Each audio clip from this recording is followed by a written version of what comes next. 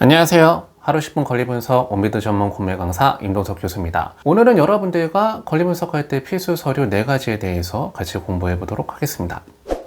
먼저 첫 번째 필수 서류는 바로 등기부 등본입니다. 등기부 등본이란 부동산의 권리관계를 공시하기 위해 법원 등기소에서 작성 및 관리하는 공식적인 문서로 압류재산 공매 이찰할 때 소유권 및 권리관계를 확인하기 위해서 필요한 서류인데요. 특히 말소 기준권리 분석을 하기 위해서 필수적으로 확인하셔야 되는 서류입니다. 등기부 등본은 크게 표제부, 각구, 울구 이렇게 구성이 되어 있는데요. 대법원 인터넷 등기소 또는 등기소 방문을 통해 열람 및 발급이 가능합니다. 자, 그러면 등기부 등본을 보면서 권리 분석하는 요령을 사례를 보면서 같이 배워보도록 하겠습니다. 소재지는 서울특별시 강서구 화곡동에 소재하고 있었던 다세대 빌라가 구매로 나왔었던 사례입니다. 감정평가 금액은 2억 6,100만 원에 나왔었던 사례인데요. 유찰된 획수를 보니 자그마치 43회나 유찰이 됐었던 사례입니다. 많이 저감된 상태로 나왔었던 물건인데요. 낙찰됐던 금액을 보니 300만 원도 채 안 되는 금액에 낙찰이 됐었던 사례입니다. 어떠한 위치에 나와 있었던 물건인지 지도부터 같이 보고 넘어가도록 하겠습니다. 지도를 보면 서울 지하철 2호선, 5호선 까치산역 W역세권으로 들어가는 물건이었고요. 인근에는 다세대 빌라가 굉장히 많이 밀집되어 있는 지역에 나와 있었던 물건입니다. 다세대 빌라 물건으로서는 위치가 나쁘지 않은 물건이 구매로 나왔었던 사례인데요. 해당 물건의 등기부 등본을 보면서 권리 분석을 같이 해보도록 하겠습니다. 먼저 여러분들이 등기부 등본을 열람하시면 표제부를 확인하실 수가 있는데요. 이 표제부에는 건물의 표시가 나와 있게 됩니다. 대표적으로 부동산의 위치, 면적, 건축물의 용도 등을 확인하실 수가 있는데요. 특히 여러분들이 여기서 확인하셔야 되는 거는 등기부 등본상 건축물의 용도와 현황상 용도가 일치하는지 확인하시는 게 중요한 내용이 되겠습니다. 그 다음에 등기부 등본에서는 각구를 확인하실 수가 있는데요. 이 각구에는 소유권에 관한 사항이 기재가 되게 됩니다. 소유권의 변동사항 및 압류나 가압류, 가처분, 경매 개시 결정 기입 등기 등이 이 각구에 설정되기 때문에 이러한 권리가 기재가 되어 있는지를 반드시 확인을 하셔야 되겠습니다. 그 다음에는 을구를 확인하실 수가 있는데요. 소유권 이외의 권리사항을 이 을구에 기재를 하게 되어 있습니다. 을구에는 대표적으로 근저당권이나 전세권, 지상권 등이 설정되기 때문에 그런 권리가 설정되어 있는지를 확인하시는 게 중요합니다. 말소 기준 권리가 될 수가 있는 권리들은 밑에 자막으로 나가고 있죠. 이런 권리들 중 등기부상 등기자 가장 빠른 권리를 찾으시면 됩니다. 그 다음에 여러분들이 보셔야 되는 필수 서류 두 번째는 공매재산명세서를 반드시 확인하시고 이 차례 참가를 하셔야 됩니다. 공매재산명세서는 국세징수법 제77조 제1항에 따라서 공매재산명세서를 작성하여야 한다 이렇게 되어 있는데요. 이러한 공매재산명세서는 이찰서 제출 시작 7일 전부터 제출 마감 전까지 이 차례 참가하려는 자가 열람을 할 수 있게 되어 있기 때문에 반드시 압류재산 공매물건 이찰하기 전에는 공매재산명세서를 확인하시고 이 차례 참가를 하셔야 되겠습니다. 압류재산 공매재산명세서는 어떻게 확인하시면 되는가? 그 첫 번째 화면부터 보면은 먼저 여러분들이 확인하셔야 되는 건 공매 공고일을 확인하시는 게 중요하고요. 그 다음에 배분요구의 종기일자를 확인하시는 게 중요합니다. 배분요구의 종기일자는 배분요구를 할 수가 있는 마지막 날짜를 의미합니다. 이 배분요구 종기일이 지나고 나서 배분요구를 하게 되면은 그 효력이 없기 때문에 반드시 배분요구 종기 이내에 배분 신청할 채권자들은 배분요구를 하여야 됩니다. 그 다음에 공매재산의 소재지하고 면적을 확인하셔야 되고요. 그 다음에 공매재산의 이용 상태 및 점유 관계를 확인하시는 게 중요하겠죠. 지금 현재 소유자가 점유하고 있는 건지 임차인이 점유하고 있는 건지 그 부분을 반드시 확인하시고 이 차례 참가를 하셔야 되겠습니다. 그 다음에 여러분들이 확인하셔야 되는 건 배분요구 채권신고 현황 및 법정 기일을 확인하셔야 되는데요. 여기서 가장 중요한 게 바로 말소 기준 권리를 파악하시는 게 가장 중요합니다. 말소 기준 권리를 판단하실 때는 압류, 설정, 등기일자를 보시면서 말소 기준 권리를 판단하시면 되는데요. 말소 기준 권리가 될 수가 있는 권리들 중에서 등기일자가 가장 빠른 권리를 찾으시면 되겠죠. 그러면 해당 물건의 말소 기준 권리가 되는 건 바로 2020년 7월 2일 날 설정된 국민건강보험공단의 압류 등기가 말소 기준 권리가 되겠죠. 그 권리보다 먼저 들어온 권리만 없다라고 하면은 인수되는 권리는 없다 이렇게 판단하시면 됩니다. 그 다음에 공매를 신청한 위임기관 북인천 세무서의 조세채권에 대한 내용을 확인해 보니 압류 등기는 2020년 8월 14일 날 등기가 됐고요. 그 다음에 이 조세채권의 법정 기일은 2017년 1월 25일이죠.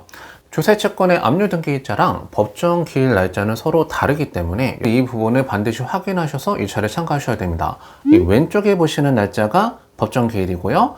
오른쪽에 보시는 날짜가 납부 기한인데요. 말소 기준 권리를 정하기 위해서 압류등기 설정 일자를 확인하셔야 되고요. 배분 순위를 정할 때는 이 조세치권의 법정 기일에 따라서 배분 순위가 정해지기 때문에 이 등기 일자뿐만 아니라 이 법정 기일 날짜도 확인하시는 게 굉장히 중요합니다. 그 다음에 임차인의 배분 요구 및 채권 신고 현황을 파악하셔서 임차인이 점유하고 있는 물건인지 아닌지를 판단하셔야 되는데요. 먼저 임차인이 있는 물건이라고 하면 첫 번째로 확인하셔야 되는 게 전입신고 일자를 파악하셔서 대항력이 있는 임차인인지 대항력이 없는 임차인인지를 판단하시는 게 제일 중요한 내용이 되겠죠. 방금 전에 보셨던 말소 기준 권리 설정 일자보다 임차인의 전입신고 일자가 빠르다라고 하면은 이 임차인은 대항력이 있겠죠. 해당 사례의 말소 기준 권리는 2020년 7월 2일 날 설정된 압류 등기가 말소 기준 권리였었는데요. 임차인의 전입신고 일자를 보니 2020년 4월 29일 날 전입신고를 했죠. 그러면 이 임차인이 대항력을 취득하는 시점은 2020년 4월 30일 오전 0시 이렇게 되기 때문에 말소 기준 권리 설정 일자보다 임차인이 대항력 취득하는 시점이 더 빠르죠. 그러면 이런 임차인은 대항력 있는 임차인이다 이렇게 판단하셔야 됩니다. 대항력 있는 임차인이 있는 사례는 그 임차권에 대한 권리가 낙찰자한테 승계가 되기 때문에 그 임차인이 보증금 일부 또는 전부를 못 받았다고 하면은 그 보증금을 낙찰자가 대신해서 물어줘야 됩니다. 그래서 추가적인 금액이 발생할 수가 있기 때문에 반드시 여러분들이 임차인들이 대항력이 있는지 없는지를 확인해서 이 자리에 참가를 하셔야 되겠습니다. 그 다음에 확인하셔야 되는 거는 바로 확정일자를 확인하셔야 됩니다. 이 확정일자를 언제 받았느냐에 따라서 이 우선 변제권 효력 발생하는 시점이 정해지게 되는데요. 우선 변제권이라고 하는 거는 공매 낙찰 대금에서 배분금을 받을 수가 있는 권리를 우선 변제권 이렇게 얘기를 합니다. 이렇게 우선 변제권이 있는 임차인이라고 하더라도 반드시 배분 요구를 해야지만 배분금을 받을 수가 있기 때문에 배분 요구 일자를 확인하셔서 배분 요구를 했는지 안 했는지를 확인하셔야 됩니다. 해당 사례는 임차인이 배분 요구를 했네요. 그런데 이 임차인은 전입신고 일자가 빨라서 대항력은 있는데 아까 전에 조세채권의 법정 기일이 이 임차인의 우선 변제권 발생한 날짜보다 더 먼저였던 사례였기 때문에 세금이 먼저 배분을 받아갈 수 있었던 사례였습니다. 그러다 보니 이 선순위 임차인의 보증금 중 못 받는 돈이 생겼었던 사례고요. 그 못 받는 보증금을 낙찰자가 대신해서 물어줘야 됐었던 사례입니다. 그러다 보니 감정평가 금액이 2억 6,100만 원에 나왔었던 다세대 빌라가 300만 원도 채 안 되는 금액에 낙찰됐던 사례가 만들어진 거죠. 이런 식으로 여러분들이 압류재산 구매물권 입찰하실 때 가장 조심하셔야 되는 유형이 선순위 임차인이 있는 사례는 여러분들이 꼼꼼하게 권리 분석을 하셔야 되겠습니다. 그 다음에 여러분들이 공매재산 명세서에서 확인하셔야 되는 거는 공매재산에 대해서 등기된 권리 또는 가처분으로서 매각으로 그 효력을 잊지 아니하는 것, 이 부분을 반드시 확인하시는 게 중요합니다. 만약에 낙찰자한테 인수되는 권리가 있다고 하면은 요 란에 표시를 해주게 되어 있습니다.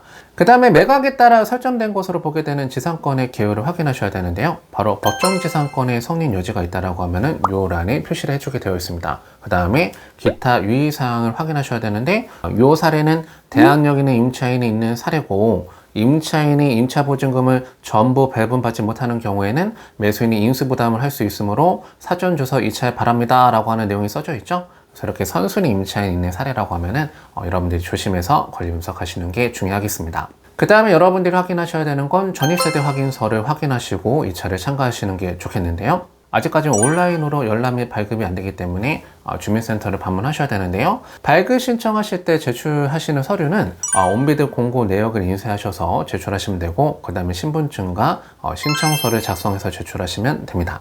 전입세대 열람을 통해서 세대주 및 동거인의 전입신고 일자를 확인해서 대하는 유무를 판단하시는 게 중요한데요. 여러분들이 전입세대 열람을 신청하실 때는 반드시 중요한 게 동거인을 포함해서 열람 신청하시는 게 중요합니다. 만약 여러분들이 동거인을 포함하지 않고 전입세대 확인서를 신청하게 되면요, 세대주에 대한 정보만 나오게 됩니다.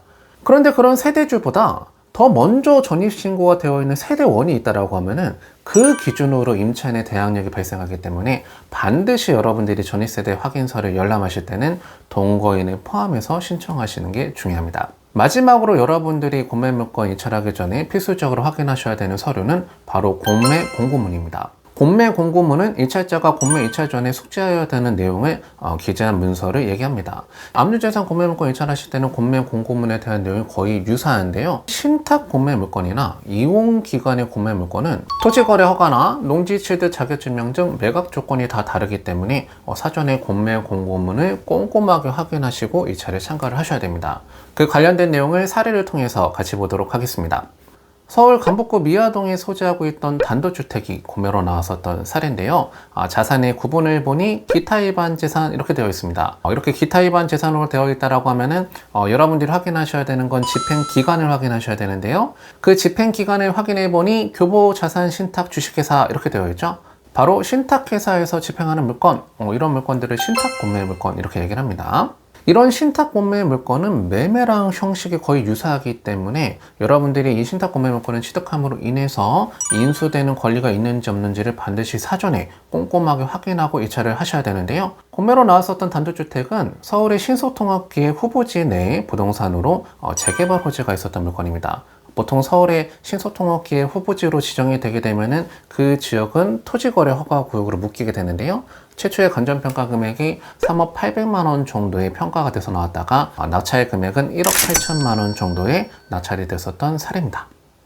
해당 사례의 공매 공고문을 확인해 보면은 빨간색으로 밑줄 친 부분이 중요하죠. 매수자, 낙찰자는 매매계약 체결 전까지 토지거래 허가를 득해야 한다 이렇게 되어 있죠. 일반적으로 압류재산 공매물건이나 국유재산 공매물건, 공유재산 공매물건은 여러분들이 온비드 공매를 통해서 낙찰받게 되시면은 토지거래 허가가 면제가 되는 재산들입니다. 근데 공매로 낙찰받는다라고 해서 무조건 토지거래 허가가 면제가 되는 게 아니라 재산의 종류에 따라서 토지거래 허가를 받아야 될 수도 있습니다. 그 가장 대표적인 재산이 바로 신탁 공매물건입니다. 신탁 공매물건은 매매랑 형식 유사하다 이렇게 말씀드렸죠? 그렇기 때문에 이런 신탁 공매 물건을 낙찰받게 되면은 토지거래 허가도 받으셔야 된다라고 하는 내용이죠. 이런 내용을 모르고 덜컥 낙찰받았다가 손해를 볼 수가 있기 때문에 반드시 공매 공고문을 확인하시는 게 중요하겠죠. 그 다음에 밑에 밑줄 친 부분을 확인해 보면은 해당 세액, 과세 부분 건물 가격의 10%, 부가가치세법 및 같은 법 시행령에 따라 공급가격 기준은 낙찰 가격과 별도로 매매 가격에 합산됩니다. 이렇게 되어 있죠. 여러분들 신탁 공매 물건을 낙찰 받으실 때는 그 부동산이 상업용 부동산으로 들어가게 되면은 건물 가액의 10%의 부가가치세가 부과가 됩니다. 그러면 주택 물건은 부가가치세가 없는 거냐? 그게 아니라 국민주택 규모를 초과하는 경우에는 건물 가액의 10%의 부가가치세가 부과됩니다. 그래서 여러분들이 신탁 공매 물건 입찰하실 때는 이 부가가치세가 부과되는 물건인지 아닌지를 사전에 반드시 숙지하시고 입찰에 참가하시는 게 중요하겠죠? 그런 내용들은 공매 공고문을 통해서 확인하시면 되겠습니다. 그 다음에 신탁 공매 물건 입찰하실 때 가장 중요한 내용 중에 하나가 임차인에 대한 권리관계가 있는지 없는지를 반드시 확인하셔야 되는데요. 해당 사례 공매 공고문 확인해 보니 아래와 같이 신탁 계약일 이전 임대차 계약이 체결된 기록이 있습니다. 이렇게 나와 있죠. 신탁 등기가 되기 이전에 임대차 계약을 체결한 임차인이 있는 사례라고 하는 건데요. 신탁 등기가 되기 전부터 임차인이 대항 요건을 취득하고 있었다라고 하면은 그 임차인에 대한 권리는 낙찰자한테 인수가 되는 게 원칙입니다. 그런데 여기서 중요한 거는 신탁 등기 이전에 임대차 계약을 체결했다라고 해서 무조건 그 권리를 낙찰자가 인수하는 게 아니고요. 신탁 등기 이전부터 대항 요건을 취득한 임차인이어야 된다. 여기서 얘기하는 대항 요건은 건물의 인도를 받고 주민등록을 한 임차인이 얘기하는 겁니다. 즉 신탁 등기가 되기 전부터 이 주택에 점유를 하고 있었고 전입신고를 먼저 해놓은 임차인이 있다라고 하면은 그 권리가 낙찰자한테 인수가 되기 때문에 그 보증금에 대한 반환 의무는 낙찰자한테 승계가 되는 거죠. 그래서 이런 부분을 여러분들이 공매 공고문을 통해서 반드시 꼼꼼하게 숙지하고 입찰에 참가를 하셔야 되겠습니다. 자, 오늘 여러분들하고 공매물건 입찰하기 전에 반드시 확인해야 되는 필수 서류 4가지에 대해서 같이 한번 공부를 해봤습니다. 안전한 공매 입찰을 위해서는 이런 서류들을 꼼꼼하게 읽어보고 참가하시는 게 중요하겠죠. 자, 오늘 시간은 여기까지 해서 마무리하고요. 다음에 더 유익한 내용으로 만나 뵙도록 하겠습니다. 감사합니다.